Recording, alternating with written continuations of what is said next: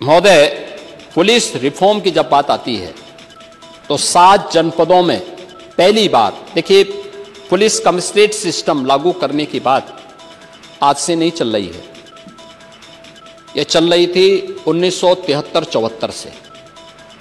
कोई हिम्मत नहीं कर पा रहा था, कोई हिम्मत नहीं कर पा रहा था। यह प्रस्ताव मेरे पास भी 2-3 बार आया, लेकिन जिन लोगों के पास फुर्सत नहीं थी, सोचने की सामर्थ्य नहीं थी, क्योंकि इसके लिए समय लगाना पड़ता है। जिनके पास समय नहीं है, 11 बजे सोकर उठना, 12 बजे तक तैयार होना, फिर 5 बजे से मित्र मंडली के साथ अपनी मटर गश्ती के लिए निकल जाना, वे लोग क्या इसके बारे में समय निकालेंगे। लेकिन हमने लखनऊ, गौतम बुद्ध नगर, कानपुर, वाराणसी, आगरा, गाजियाबाद और प्रयागराज में पुलिस कमिश्नरेट सिस्टम लागू किया है। देवबंद, बहराइच, अलीगढ़, कानपुर सहित कई जनपदों में, अन्य जनपदों में हमने एटीएस की नई फील्ड यूनिट भी गठित की है। 3 महिला पीएसी लखनऊ, गोरखपुर और बदायूं में हमने स्थापित की है।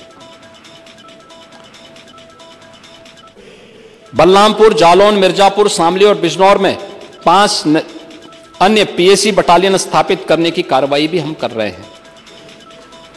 और एक स्पेशल सिक्योरिटी फोर्स का गठन किया है जो मेट्रो या एयरपोर्ट की सुरक्षा में योगदान दे सकें। इसकी 6 बानियों का गठन हमने किया है। और एंटी नारकोटिक्स टास्क फोर्स का भी गठन उत्तर प्रदेश के अंदर सरकार ने किया है।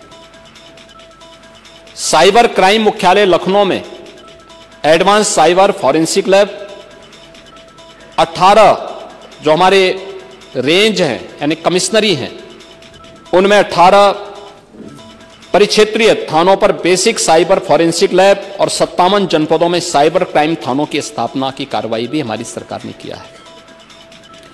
75 जनपदों में हम लोगों ने साइबर सेल क्रियाशील किए हैं। हर थाने में भी एक साइबर हेल्प डेस्क का गठन किया है। और उत्तर प्रदेश में हम लोगों ने एक Uttar Pradesh state forensic institute का भी गठन किया, उसको संचालन भी हमने कर दिया है, उसका निर्माण हो चुका है।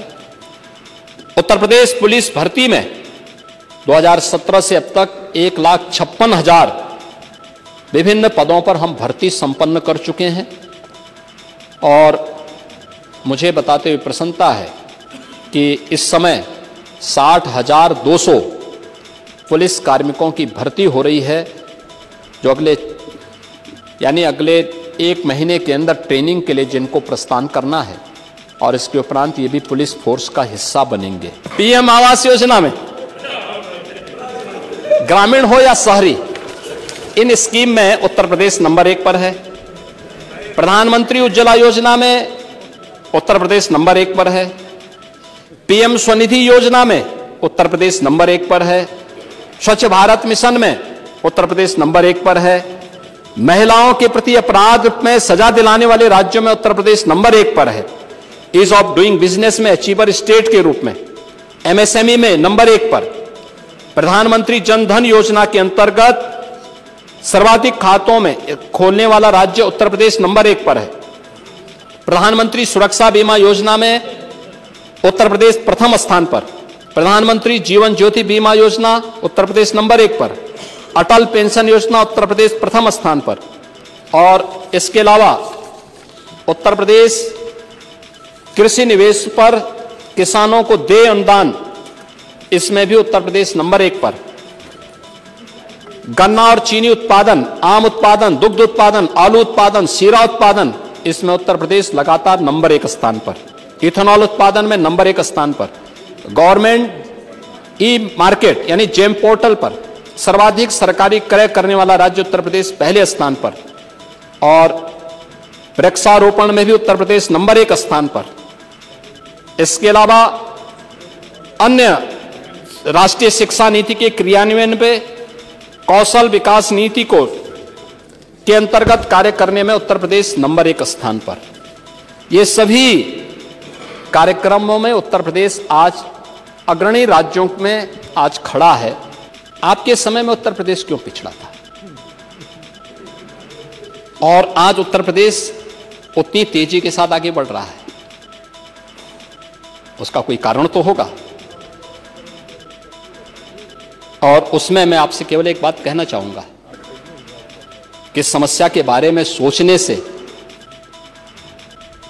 एक चिंतक ने बहुत अच्छी बात कही कि समस्या के बारे में सोचने पर बहाने मिलते हैं, समाधान के बारे में सोचने पर रास्ते मिलते हैं। जिंदगी आसान नहीं है, बस खुद को मजबूत बनाना पड़ता है। उत्तम समय कभी नहीं आता, समय को उत्तम बनाना पड़ता है। और डबल इंजन की सरकार ने समय को उत्तम बनाया है। हां, इसीलिए कह रहे हैं ना, क्योंकि इसीलिए तो 5 साल सफलतापूर्वक चलाने के बाद भी फिर से थंबिंग मेजॉरिटी के साथ आए हैं और 27 में फिर से आएंगे।